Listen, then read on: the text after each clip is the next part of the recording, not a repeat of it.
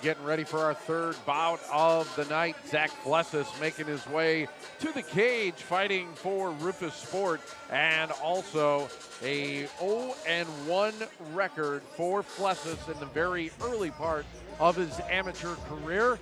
These guys seem to be, if you take a look at the Carbon World Health tail of the tape, very evenly matched. Rodney making his debut here tonight, as we'll get a chance to talk about Rodney Alexander next.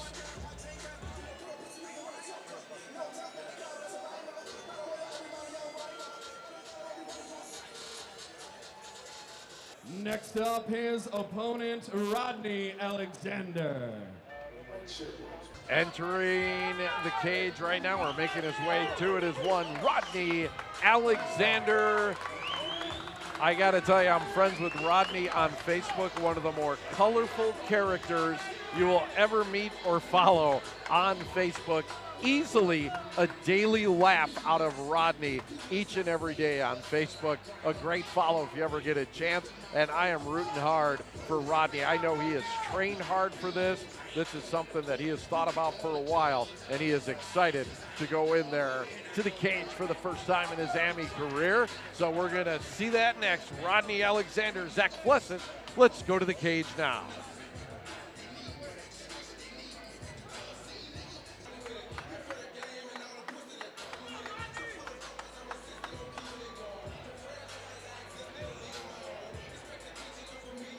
Ladies and gentlemen, our third amateur bout of the evening is a featherweight contest scheduled for 3 rounds. Introducing first this man fighting out of the Harley-Davidson of Madison blue corner. He stands in at 5'9" tall. He weighed in at 145 1/2 pounds. He hails from Milwaukee, Wisconsin, and represents Rufus Sport, Zach Flessas. His opponent, this man, fighting out of the Coliseum Bar red corner. He also stands in at 5'9" tall and weighed in at 145 pounds. He hails right here from Madison, Wisconsin, and is making his amateur debut representing the Chosen Few. Ladies and gentlemen, welcome to the cage, Renegade Rodney Alexander. You know, it's sometimes hard to see when you're watching the bouts on Channel 57, the size of the crowd, how electric the crowd can get. Rodney, for a guy who's making his debut, has got quite the following and quite the support here for his first fight. So everybody excited here in what is becoming a packed house tonight at the Monona Terrace for Chosen Few 12. As we take a look at Rodney and what he wants to do, he's looking for an early takedown. Shot the leg and got it as Rodney gets on top and tries to gain side control early on. And now getting on top there. So Rodney doing a good job of getting his guy down early. Now, Gerald, training at Rufus Sport with Zach, what are his strengths on his back right now? You see he's working either a triangle or an arm bar right here. How good is he off his back? You know, he's an amateur, so everything's still a work in progress, but he's not bad off his back. Right now, he's definitely not in a good position as we see Rodney take him out. He's got to start shrimping and find a way to get up from here. And now he tries to get up, but he gives up the back. He's got to keep turning into that cage and try to reverse this position. Alexander on top now, landed a few blows and a little ground and pound kind of an action. Now both fighters back to their feet and swinging a little wildly here, but Rodney getting a kick in as doing some inside work, and now they're back to the mat right here, and a face guard for one Flessas. Zach Flessas, again, out of Rufus Sport, and both guys seem to be pretty comfortable in going down to the mat. You know, Zach looked pretty comfortable earlier when he had a little more distance. He landed 2 nice punches, but now he's kind of been locked up with Rodney. And I feel like Rodney is definitely pushing the issue of grappling. He wants to be connected to Zach. I think if Zach wants to have a better chance, he needs a little more space to utilize his striking. Rodney doing what he can to stay glued to Zach right now definitely wants him back on the mat where he can do some more damage. And you could tell by Rodney's chin position when they were in that initial striking, the way his head would flash back, that he definitely not is as comfortable on the feet. But it looks like both these guys are willing to pretty much go anywhere. But as far as Gerald's observation, Rodney definitely wants to keep the grappling, although I don't see that he is the stronger grappler at this point. Alexander landing a couple knees, now going to the kicks, and slipping down is Flessas. Rich, that kick just missed. Yeah, we've seen Zach miss 2 head kicks. If he kicked a little more vertically, that is to say, trying to make more of a straight line from the floor to the head, he might be able to catch him on the way in, putting a little too much arc on his kicks right now. But Rodney, nonetheless, doing a good job of getting out of the way of taking any significant damage. Rodney caught a right hand to the side of the face that backed him up, but he's quickly in on Flessas again, where it seems like he wants to be. Lost the grip there and caught a right to the side of the head for his troubles. And if I'm in Zach's corner, I'm telling him keep throwing those high kicks because Rodney has absolutely no defense on either side for those head kicks. Yeah, those definitely are working for Zach, and he seems to be landing that lead hook pretty well as well. So I have him look for those long strikes, long punches, and keep it on the feet. Well, we finally made it to a first round here tonight and into the second round. How about that? Good action in the first. We'll see what we got stored in the second here on 57 Sports.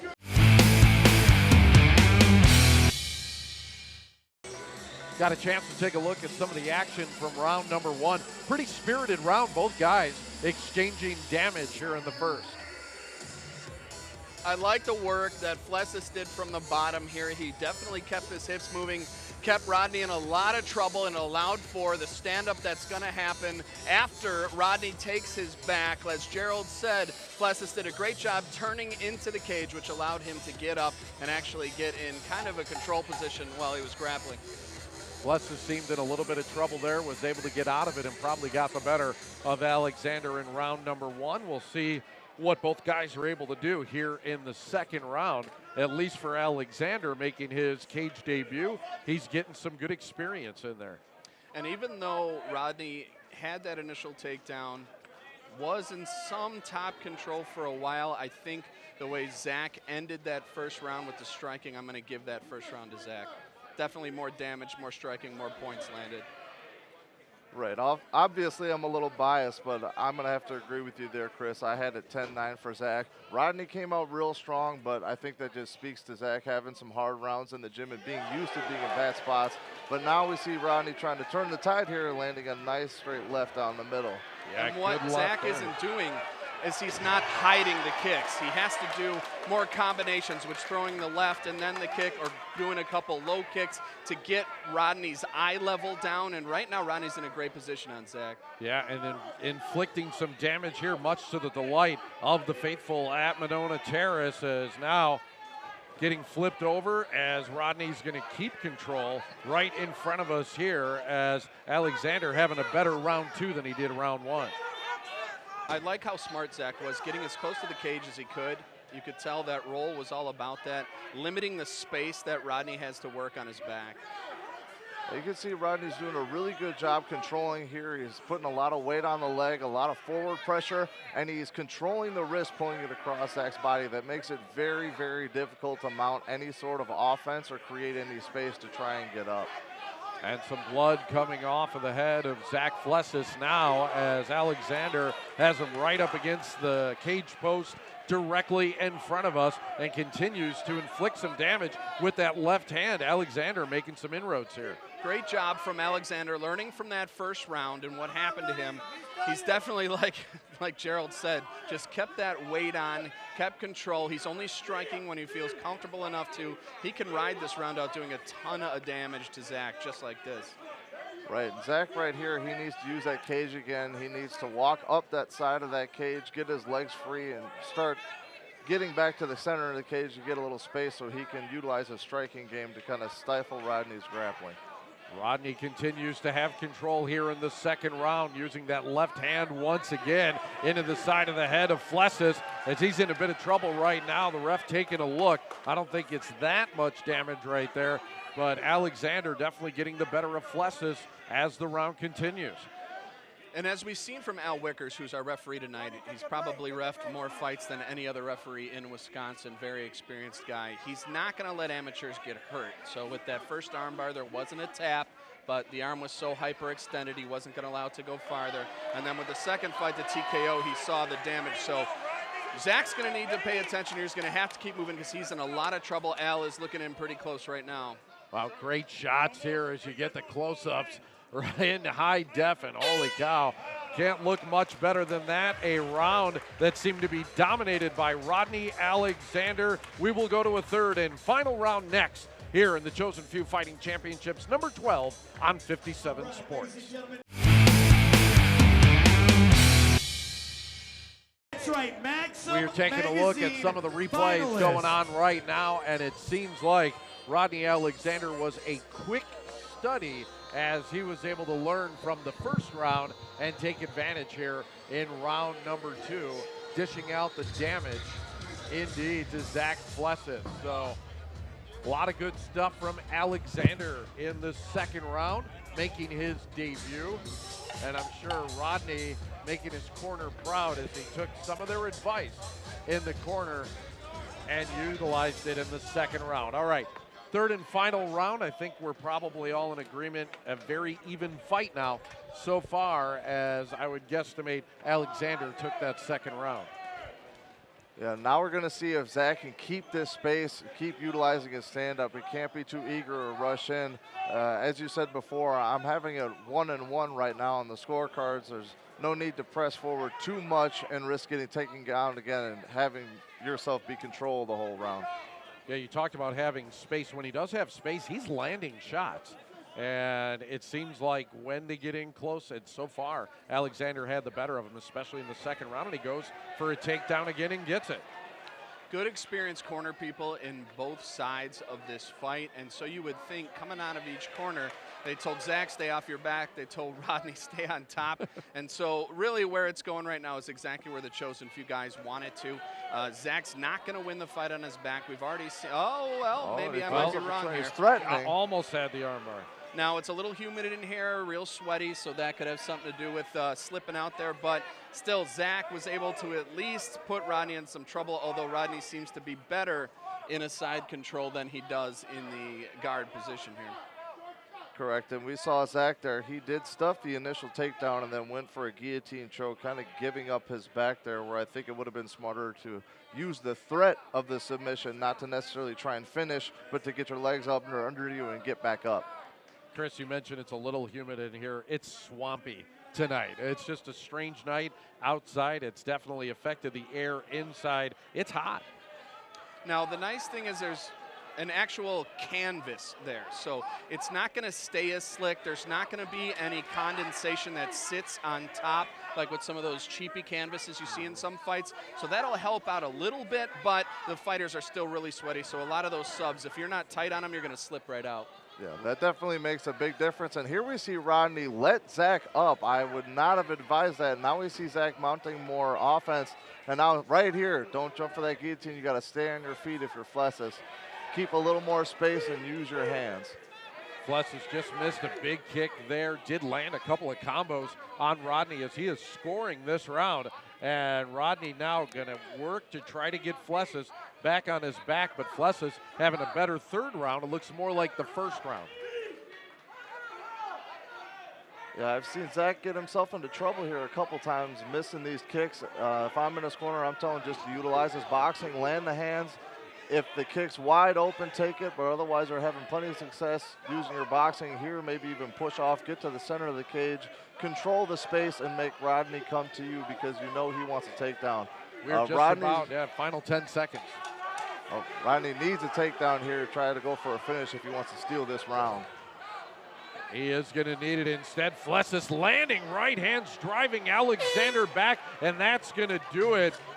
Seemed like a pretty good third round for Zach Flessas. I'll tell you what, I know these Wisconsin judges, and without that last 20 seconds from Flessas, he loses the fight. But that last little flurry up against the cage on both sides, that's going to win him that fight. I think they're going to score it 29-28 for Flessas, but Wisconsin judges love takedowns. They love top control.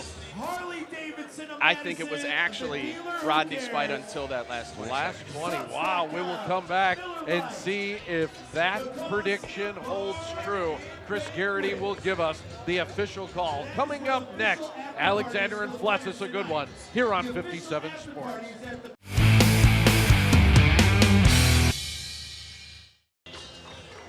All right, let's take a look at the replays from round number 3 as Alexander dominated so much in the second round, but in the third round, it seemed like Flessas was the one that inflicted most of the damage. Yeah, you know, you saw Rodney come out early, get that takedown and get on top, but Zach found his way to his feet when Rodney let him up. It was probably a mistake on his part, and then Zach just opened up with the striking and had a couple good flurries at the end. Yeah, some good combinations. Missed on a kick there, allowed Rodney to get back inside, but Flessas was able to gain space once again and get a flurry of shots in on Alexander right before the final horn. So we got ourselves a decision going to it, and Chris Garrity is going to be heading up there right now. So let's hear what Mr. Garrity has to say, as this was a pretty even fight. We'll see how the judges scored this one.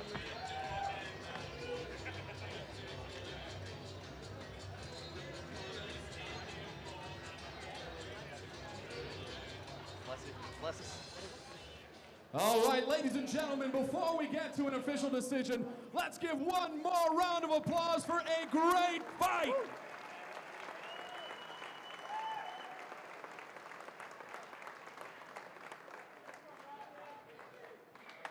After 3 rounds of featherweight action, we go to the judges' scorecards. Judge Janicek has it 29-28 Flessas, while both Judge Wickers and Sabatis have it 28-28. Ladies and gentlemen, we have a majority draw.